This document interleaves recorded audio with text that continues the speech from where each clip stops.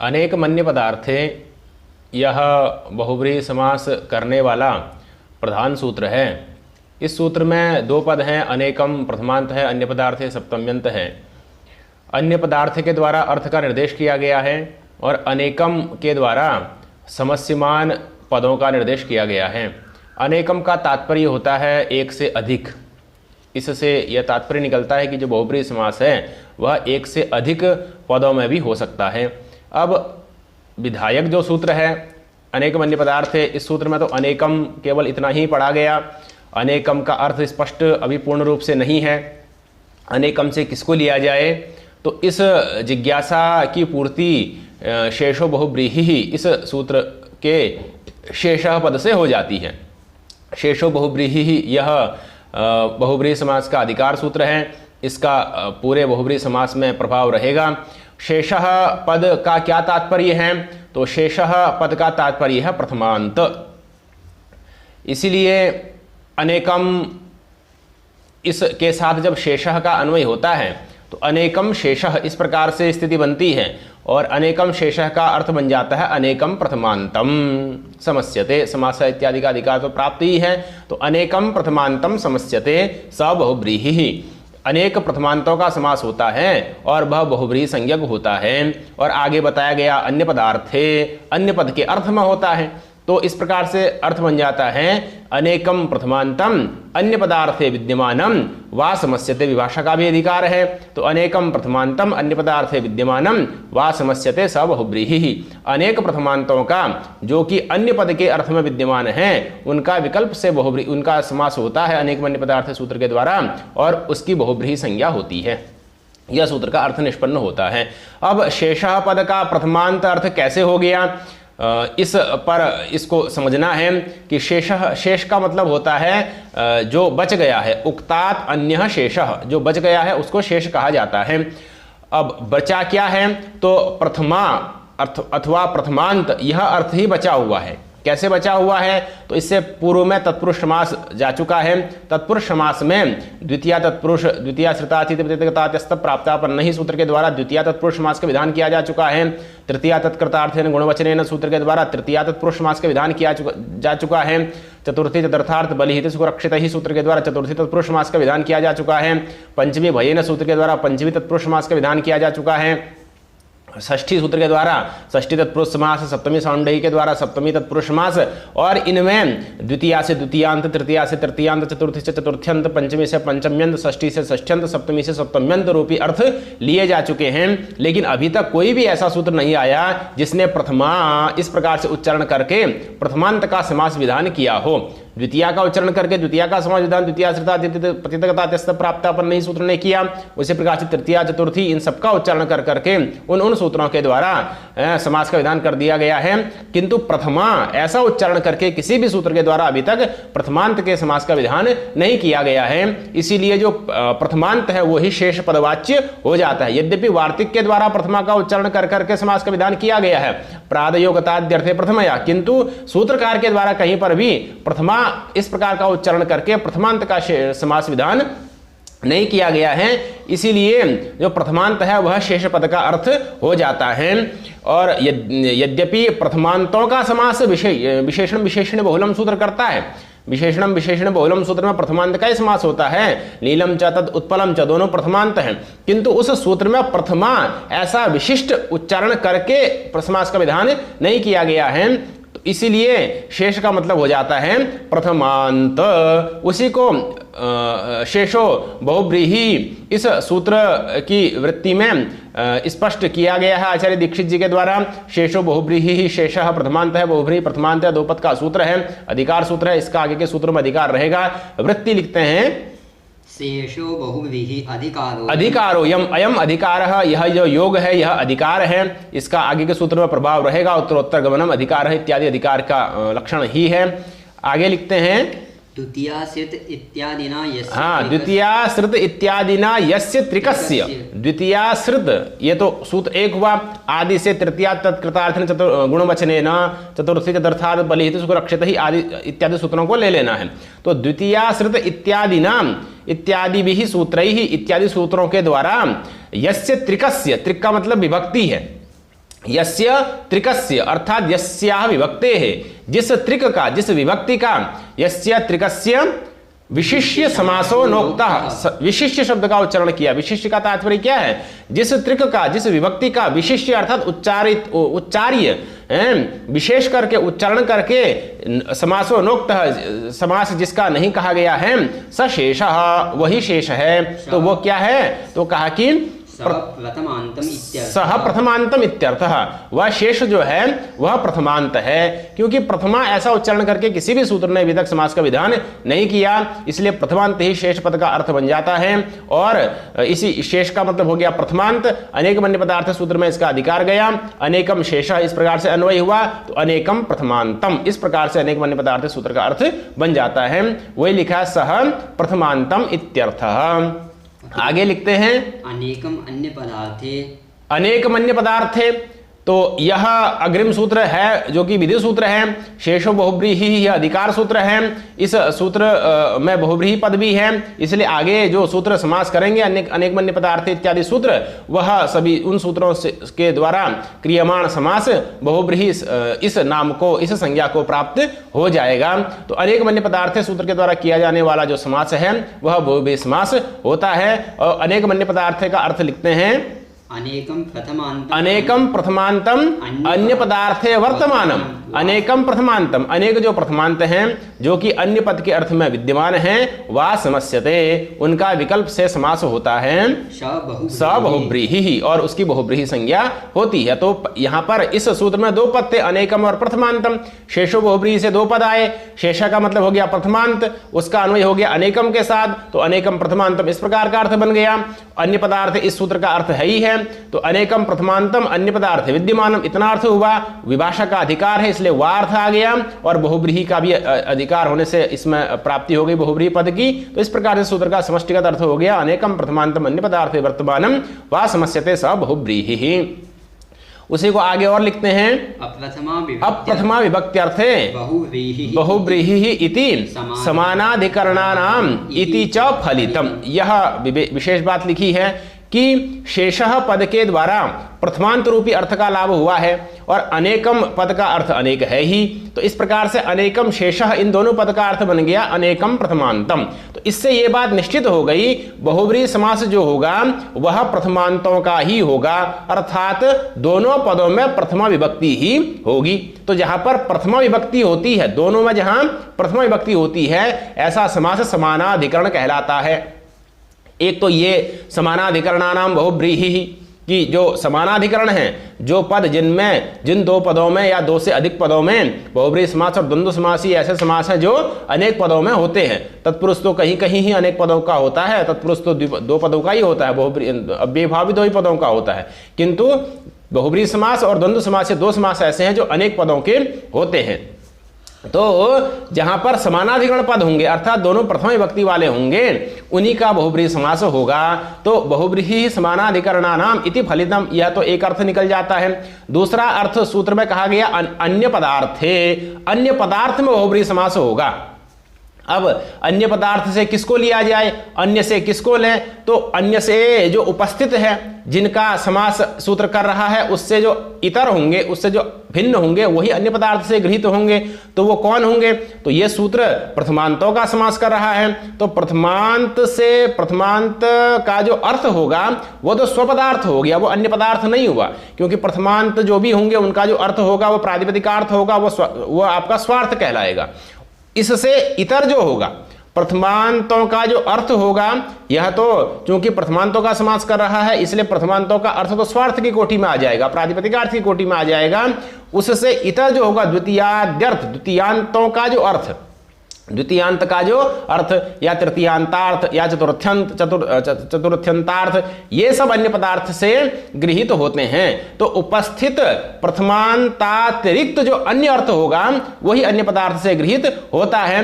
तो इससे एक बात ये स्पष्ट हो जाती है कि चूंकि जो प्रथमांतार्थ है वह समास के अंतर्निहित है, वह स्वपदार्थ है, वो अन्य पदार्थ नहीं है, इसलिए प्रथमांतों का प्रथमांत के अर्थ में समास नहीं होगा। होगा, अपितु अनेक प्रथमांतों का प्रथमांतार्थ से भिन्न जो द्वितीयांतार्थ आदि हैं उसमें समास होगा। प्रथमांतों का प्रथमांतों के अर्थों में समास नहीं होगा।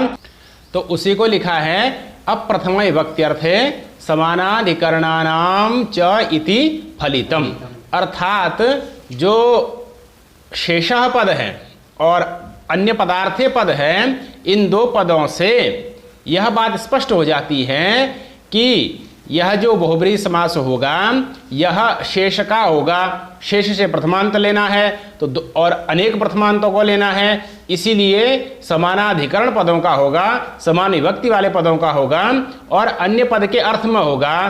प्रथमांत जो पद होंगे उनका जो अर्थ होगा उससे इतर जो द्वितीयांत इत्यादि पद होंगे उनका जो अर्थ होगा उसमें यह बहुब्रीहि समास होगा। यह अर्थ शेषः और अनेक अन्य पदार्थे अनेकम, इन तीन पदों के संयोजन से इस प्रकार के अर्थ की निष्पत्ति हो जाती है। अब क्रमशः एक एक कर करके इन सभी का उदाहरण दे रहे हैं। उसमें सबसे पहले अनेक प्रथमांतों का द्वितीयांत के अर्थ में समास का उदाहरण है प्राप्तोदको ग्रामः। तो प्राप्तम उदकम यम ग्रामम, इस प्रकार से प्राप्तोदकः का लौकिक विग्रह करना है, प्राप्त सु उदक सु इस प्रकार से अलौकिक विग्रह करना है और अनेक मन्य पदार्थ इस सूत्र के द्वारा यहां पर समास कर देना है। प्राप्तम भी प्रथमांत है, उदकम भी प्रथमांत है, अनेक समानाधिकरण प्रथमांत हो गए और अन्य पद हुआ प्राप्तोदक, उसका अर्थ हुआ ग्राम। उस द्वितीयांत का जो अर्थ है ग्राम उस अर्थ में विद्यमान है, इसलिए उनका समास हो गया, गुण हो गया, प्राप्तोदक बन गया। ग्राम चूंकि पुल्लिंग है इसलिए समस्त पद भी पुल्लिंग में हो गया, तो प्राप्तोदको ग्रामः। इस प्रकार का द्वितीयांतार्थ समानाधिकरण बहुब्रीहि समास यह हो जाता है। इसी प्रकार से तृतीयांतार्थ समानाधिकरण बहुब्रीहि समास का उदाहरण है ऊढ़ रथः अनड्वान, ऊढ़ रथो नड्वान, ऊढ़ः रथः येन अनडुहा, असौ अनड्वान ऊढ़ रथः। ऊढ़ः ये भी प्रथमांत, रथः ये भी प्रथमांत और अन्य पदार्थ है ये न, इसका जो अर्थ है अनडुह अनडुहा इत्यादि, बैल इत्यादि जो अर्थ है वह अन्य पदार्थ है, उस अन्य पद के अर्थ में समास हुआ तो ऊढ़ रथः अनड्वान इस प्रकार का रूप निष्पन्न हो जाता है। समास के द्वारा ही तृतीयांतार्थ उक्त है इसलिए उसमें प्रथमा हो गई। तो ऊढ़ः रथः ये न लौकिक विग्रह, ऊढ़ सु रथ सु अलौकिक विग्रह में अनेक मन्य पदार्थ सूत्र से समास हो जाएगा। ऊढ़ रथः अनड्वान इस प्रकार का रूप निष्पन्न हो जाता है। चतुर्थी अनेक समानाधिकरणों का चतुर्थ्यंत के अर्थ में समास का उदाहरण है उपहृत पशु रुद्रः, उपहृतः पशु यस्मै रुद्राय, असौ रुद्रः उपहृत पशु रुद्रः, उपहृत सु रुद्र सु इस प्रकार से अलौकिक विग्रह हो करके अनेक मन्य पदार्थ सूत्र के द्वारा समास होकर के उपहृत पशु रुद्रः, रोरी से लोप होकर के ड्रलोपे पूर्व से दीर्घ गुण से दीर्घ होकर के उपहृत पशु रुद्रः इस प्रकार का रूप निष्पन्न होता है। तो यह चतुर्थ्यंतार्थ में विद्यमान समानाधिकरण बहुब्रीहि समास का उदाहरण हो गया उपहृत पशु रुद्रः।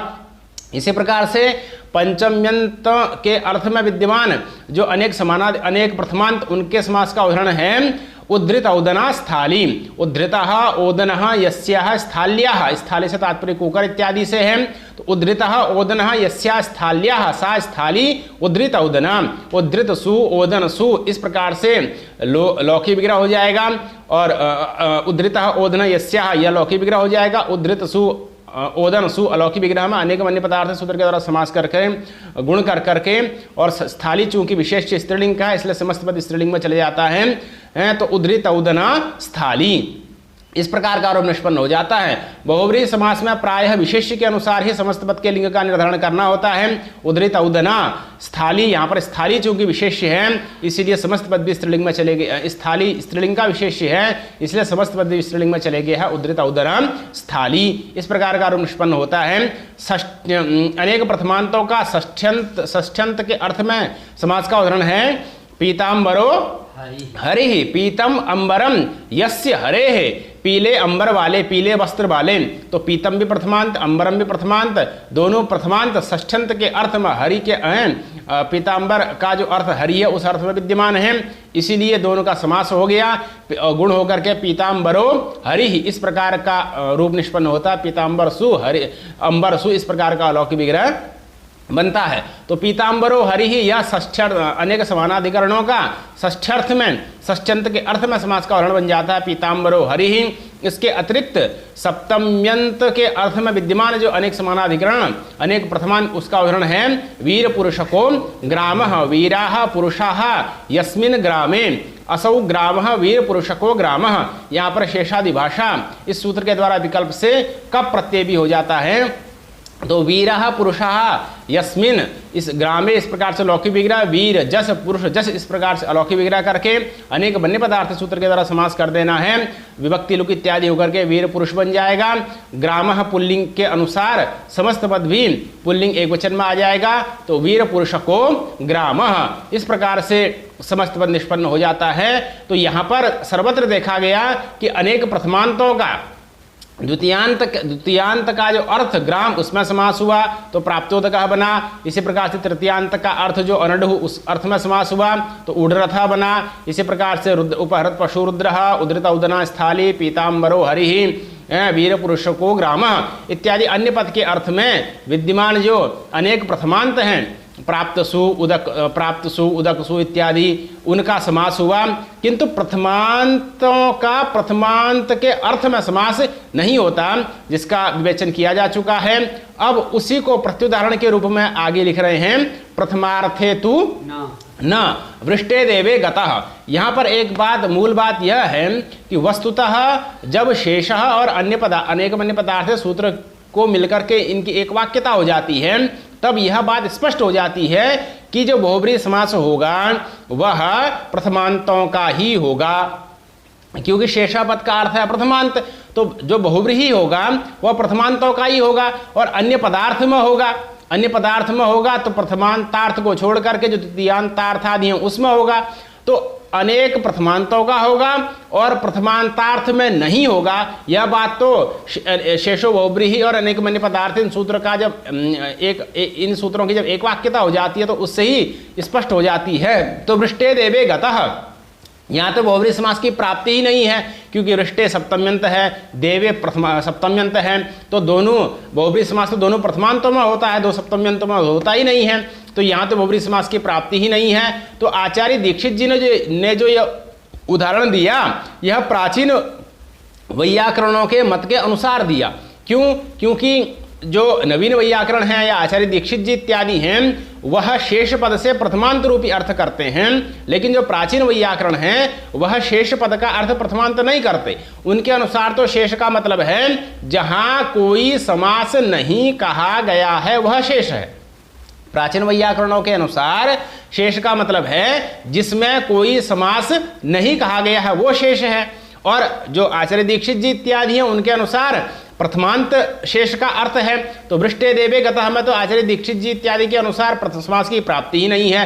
किंतु जो प्राचीन वैयाकरण है वह जब शेष पद का इस प्रकार से अर्थ करते हैं कि जहां कोई समास नहीं कहा गया है वह शेष है, तो इस पक्ष में वृष्टे देवे गतः में यहां पर समास की प्राप्ति हो जाती है। अब चूंकि वृष्टे देवे गतः में जो अन्य पदार्थ है वह गतः का अर्थ ही है और गतः ही प्रथमांत है, तो प्रथमांत के अर्थ में समास का विधान हो रहा है तो उसका निषेध कर दिया गया कि प्रथमार्थे तु न, कि प्रथमांत के अर्थ में समास नहीं होगा। तो वृष्टे देवे गतः यह सह वृष्टदेवः इस प्रकार से रूप नहीं बनता है। तो प्राचीन वैयाकरणों के अनुसार यहाँ पर इस प्रकार से पंक्ति लिखी गई है प्रथमार्थे तु न वृष्टे देवे गतः।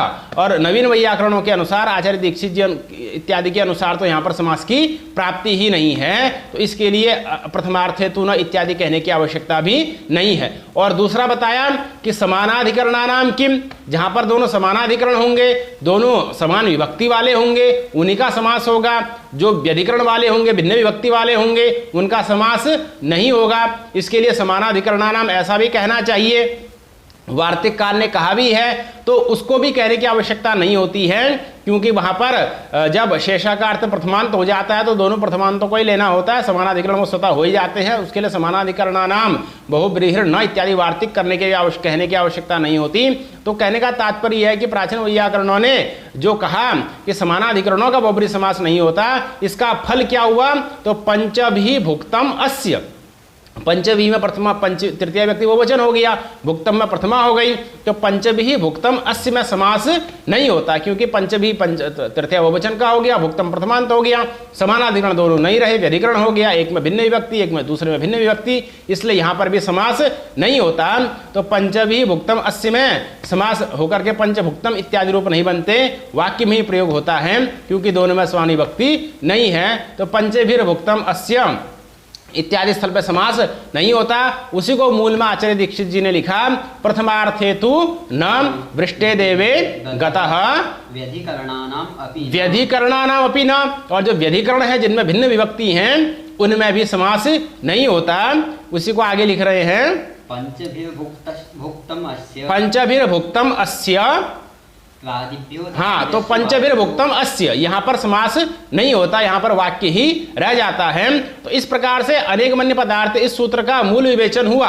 अब इसी क्रम में कुछ वार्तिक हैं जो कि समास का विधान करते हैं। प्रादिभ्यो धातुजस्य वाच्यो वाच्योत्तर पदलोपः, नयोस्त्यर्थानम वाच्यो वाच्योत्तर पदलोपः, सप्तमी उपमान पूर्वपदस्योत्तर पदलोपश्च, संघात विकार षष्ठ्याश्चोत्तर पदलोपश्च इत्यादि 4 वार्तिक हैं जो समास का विधान करते हैं, और इसमें कुछ विशेषता भी होती है, उत्तर पद का लोप भी करते हैं। तो इन चारों ही वार्तिकों का विवेचन अग्रिम पाठ में किया जाएगा।